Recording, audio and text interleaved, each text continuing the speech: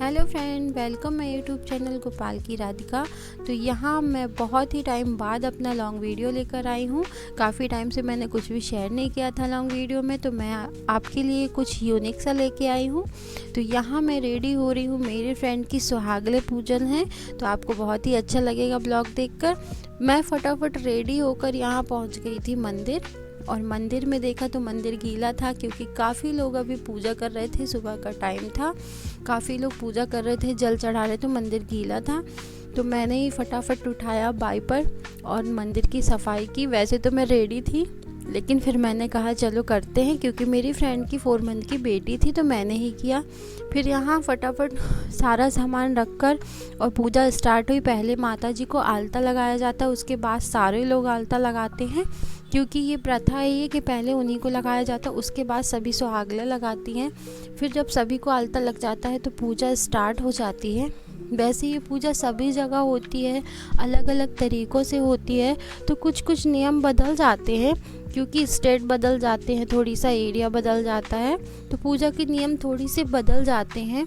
But सुहागलों की पूजा है वो सभी जगह की जाती है, पर थोड़ा सा अलग तरीके से। यहाँ सारी पूजा होने के बाद एक दूसरे को ओली दी जाती है, और ये प्रसाद सिर्फ और सिर्फ ओली में ही लिया जाता है। तो जितनी भी लेडीज़ थी, काफ़ी लेडीज़ थी, ये चाची सास है हमारी और बाजू में उनके बुआ सास है हमारी, तो सबको ओली ओली से ये मेरी फ्रेंड है पीली साड़ी में, तो मेरी फ्रेंड दोनों थी, इसकी बहन की सुहागलें थी, तो सबको बारी बारी से प्रसाद दिया गया ओली में। फिर सब मिलकर और जिसकी सुहागलें होती हैं उनकी ओली भरते हैं।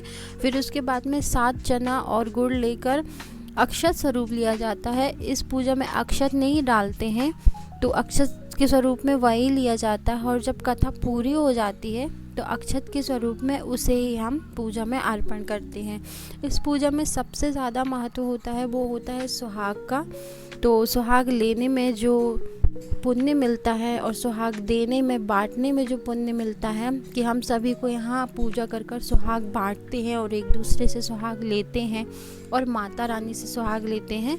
इस पूजा में उसी का महत्व होता है कि माता सुहागन देवी हमारे सुहाग को रक्षा करे, सुहाग की, और अमर रखें, हमेशा आशीर्वाद बनाए रखें।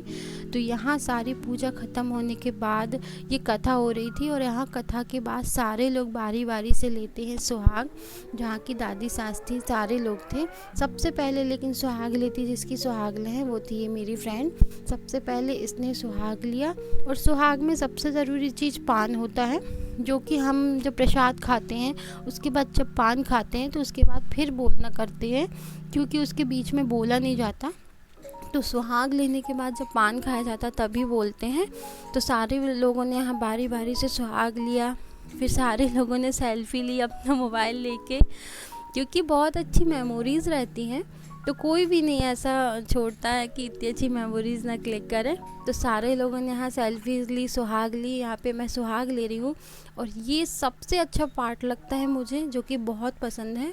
और चमत्कार वाली इसमें ये बात थी कि जब जब मुझे सुहागलें मिलती हैं और जब मैं किसी सुहागले में बैठती हूँ, तो उसके बाद 1 या 2 दिन के बाद मुझे कोई बहुत ही स्पेशल गुड न्यूज़ मिल जाती है। तो ये मेरे लिए कोई चमत्कार से कम नहीं होती है।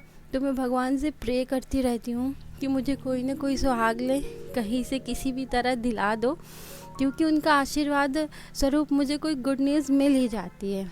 फिर सबने बारी बारी से सुहाग लिया। उसके बाद जो छुई की ढेरी होती है और सुहागन देवी का पूरा प्रसाद होता है, वो इसी कपड़े में लपेट के सारे लोग भेंट करते हैं और अपनी अपनी मनोकामना बोलते हैं।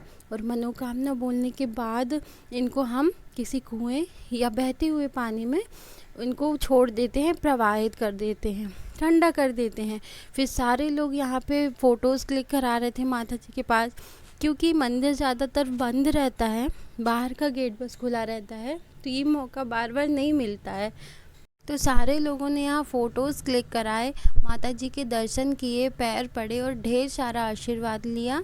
उसके बाद बहुत सारा प्यार लुटाया माता जी पे, उनसे आशीर्वाद लिया, बहुत सारा प्यार दिया और बहुत सारा प्यार लिया, बहुत दुलार किया माता जी को। उसके बाद फिर हमने कुआं में विसर्जन कर दिया। जो पोटली थी सुहागन देवी माता की, वो कुआं में विसर्जन करी। और भगवान इसी तरह सभी की सुहाग की रक्षा करे। श्री राधे।